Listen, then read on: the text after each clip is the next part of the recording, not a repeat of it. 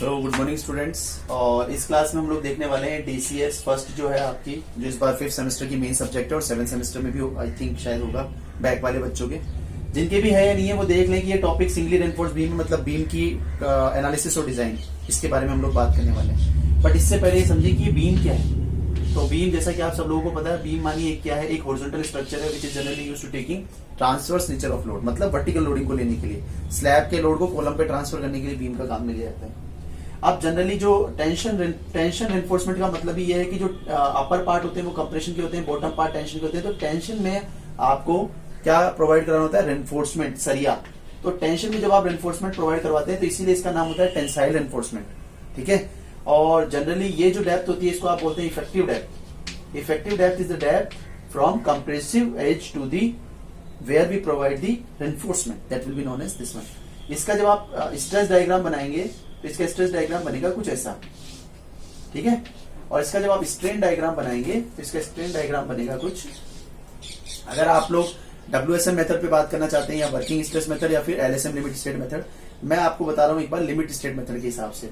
तो limit state method के अंदर इसका स्ट्रेन डायग्राम जो है वो ऐसा बनता है, और अगर स्ट्रेस डायग्राम की बात करेंगे तो इसका स्ट्रेस डायग्राम दूसरा बनता है। बट एक बार WSM के हिसाब से अपन ने बना दिया, बट थ्योरी अपन LSM के हिसाब से पढ़ेंगे, क्योंकि साफ साफ सिलेबस के फर्स्ट पेज पे लिखा हुआ है कि LSM के हिसाब से आपको डिजाइन देनी है, ठीक है। तो इसके अंदर बेसिकली कुछ बातें हैं, जैसे लिमिट स्टेट मेथड ये कहता है कि टेंशन साइड में जो आपका स्ट्रेन है वो इससे कम नहीं हो सकता, 0.87 FY/ES है ना, 0.87 FY/ES प्लस 0.002, इससे छोटा नहीं हो सकता। और यहाँ पे कितना होता है? 0.002 होता है, ठीक है। ये सब तो एक बेसिक बात हो गई। अगर सिंगली रेनफोर्स बीम का एनालिसिस का क्वेश्चन आएगा, तो आपको केवल 3 स्टेप या 4 स्टेप करनी है और आपका एनालिसिस का क्वेश्चन खत्म। पहली बात, इंपॉर्टेंट बात, ये आइडेंटिफाई करना कि एनालिसिस का क्वेश्चन है या नहीं। एनालिसिस का क्वेश्चन कैसे पता चलेगा? जब भी आपको मोमेंट ऑफ रेनफोर्समेंट पूछेगा ना, मोमेंट ऑफ रेजिस्टेंस कितना है, MOR, सिंगली रेनफोर्स बीम में बता देगा कि इतने सरिये हैं, इस ग्रेड का कंक्रीट है, ये इस जगह पर काम में आने वाला है, इतना डायमीटर है, सब बता देगा। आपको पूछेगा मोमेंट ऑफ रेजिस्टेंस कितना है, तो आप समझ जाएंगे कि एनालिसिस का क्वेश्चन है। स्टेप 1 क्या है? स्टेप 1 सबसे पहले न्यूट्रल एक्सिस डेप्थ निकालना है आपको। क्या निकालना है? Neutral axis depth. Sir neutral axis depth क्या होती है? एक बार पहले इसको थोड़ा सा समझा देते, तो इसको समझ लो ऐसे। न्यूट्रल एक्सिस डेप्थ का मतलब है अपर पार्ट कंप्रेशन में जाते हैं, बॉटम पार्ट टेंशन में। कंप्रेशन मतलब किसी चीज को कम करना, लेंथ उसकी कम होगी, रिड्यूस होगी, और टेंशन मतलब खींचना, तो उसकी लेंथ बढ़ेगी। But there will be an axis about which neither compression will take place, no tensile will take place, tension will take place. और यू कैन ऑल्सो से कि ना तो जहां पे स्ट्रेशन होता है और ना जहां पे कंप्रेशन होता है, तो जहां पे लेंथ में कोई चेंजेस नहीं आते, वो आपका न्यूट्रल एक्सिस है। इसका फॉर्मूला क्या है सर?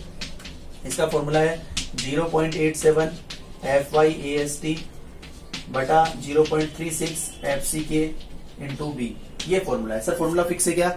हमेशा फिक्स फॉर्मूला है, आपको इस फॉर्मूले को रटना है बस। FY grade of steel generally 415 रहती है। AST सरिया डाला है, उसका एरिया कितना है? जैसे मान लो 4 बार डाली 16 mm की, तो एक बार गोल है तो उसका एरिया 16 इंटू π/4 इंटू 16 स्क्वायर, इसी 4 बार है तो 4 इंटू π/4 16 स्क्वायर। अभी न्यूमेरिकल में समझा देंगे। और FCK जो है वो grade of concrete M20 M25 M15 क्या है, और B जो है width of section. Generally width of section आपको B इंटू डी दिया रहेगा, जैसे 200 इंटू 400। तो पहले वाला हमेशा क्या होगा? पहले वाला हमेशा B होगा, बाद वाला हमेशा D होगा, ठीक है। तो स्टेप 1 में आपको फॉर्मूला लगा के एक्सयू निकालना है। स्टेप 2 में आपको क्या करना है? स्टेप 2 में आपको एक्सयू लिमिटिंग यानी कि लिमिटिंग एक्सिस डेप्थ निकालनी है। Limiting axis depth. Sir limiting axis depth कैसे निकालते हैं? कुछ नहीं, एक फॉर्मूला है बस। एक्सयू लिमिटिंग इज इक्वल टू या तो 0.48 D लगाना है, या 0.53 D लगाना है, आ रहा हूं, या फिर 0.46 D लगाना है। तो ये वाला तो FE 415 के लिए काम में आएगा, ये वाला आपका FE 250 के लिए काम में आएगा, और ये वाला आपका FE 500 के लिए काम में आएगा। ये ग्रेड ऑफ स्टील है बच्चों, आप लोग पढ़ रहे हैं तो आपको पता चल गया होगा कि क्या चीज है। बस आप इनको एक बार देखेंगे तो आपका एक्चुअल लिमिटिंग आ जाएगा। स्टेप 3 में कुछ है ही नहीं, स्टेप 3 कुछ है ही नहीं। एक्चुअली आपको ये देखना है कि कौन बड़ा है। या तो आपका एक्चुअल लिमिटिंग से बड़ा हो सकता है। अगर एक्चुअल लिमिटिंग मतलब कोई चीज लिमिटिंग से भी बड़ी है, जैसे अपन बोलते हैं ना ओवरवेट, कि कोई वेट जितना होना चाहिए उससे भी ज्यादा है तो उसको ओवरवेट बोलते हैं। वैसे ही अगर लिमिटिंग से भी कोई चीज बड़ी है तो उसको क्या बोलेंगे? Over reinforce section. अगर कोई चीज लिमिटिंग के बराबर है उसको क्या बोलेंगे सर? उसको बोलेंगे लिमिटिंग, या फिर you can say neutral section, है ना, या फिर you can say balance section, कुछ भी बोल सकते हो। और लास्ट, जैसे मान लीजिए आपकी लिमिटिंग से कम रह गया तो उसको आप क्या बोलोगे कि यार ये तो लिमिटिंग से कम है, अंडर वेट है, उसी हिसाब से ये under reinforce. Over reinforce section, under reinforce section, balance section. Over reinforce section जिसमें एक्सियो एक्सियो लिमिटिंग से बड़ा हो जाए, अंडर रेनफोर्स सेक्शन जिसमें एक्सियो एक्सियो लिमिटिंग से छोटा हो जाए, और बैलेंस जिसमें दोनों बराबर हो जाए। ठीक है सर, एज ए डिजाइनर जब मुझे डिजाइन करना होता है तो आप कभी भी ओवर सेक्शन ओवर एनफोर्समेंट को प्रोवाइड नहीं करवाते। क्यों? क्योंकि इसके अंदर ब्रिटल फेलियर होता है, सडन फेलियर होता है ना। मतलब सडन फेलियर मतलब जैसे आपकी गाड़ी है, गाड़ी में आपके इंडिकेटर नहीं है कि पेट्रोल कब खत्म होने वाला और अचानक से कहीं भी गाड़ी रुक गई, तो it will be non you can say कि अच्छी चीज नहीं है ना। और अंडर एनफोर्स मतलब जो आपको एक इंडिकेशन देगा बिफोर फेलियर। ठीक है, तो यहाँ पे डक्टाइल फेलियर होता है, यहाँ पे sudden failure, that's why it is not perfect. Step 3 हो गई। और स्टेप 4 जो है उसके अंदर डायरेक्ट आप एमओआर का फॉर्मूला लगाएंगे एंड आपका काम हो जाएगा खत्म। जैसे स्टेप 4 क्या है सर, स्टेप 4 के अंदर डायरेक्ट आप एमओआर का फॉर्मूला लगा देंगे।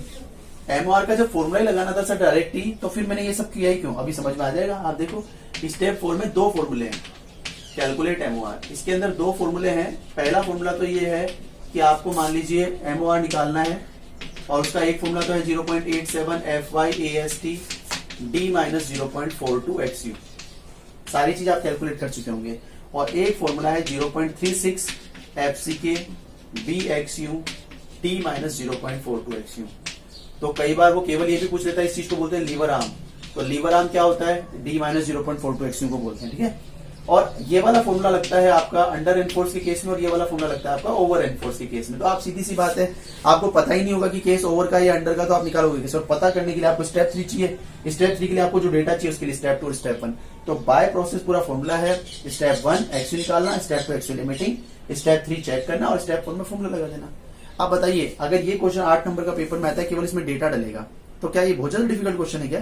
कुछ भी नहीं है। आप इसको एक न्यूमेरिकल करेंगे ना, आपको पूरी कहानी समझ में आ जाएगी क्या है। ठीक है, अगली क्लास में हम लोग इसका न्यूमेरिकल देखेंगे। ठीक है बच्चों, थैंक यू।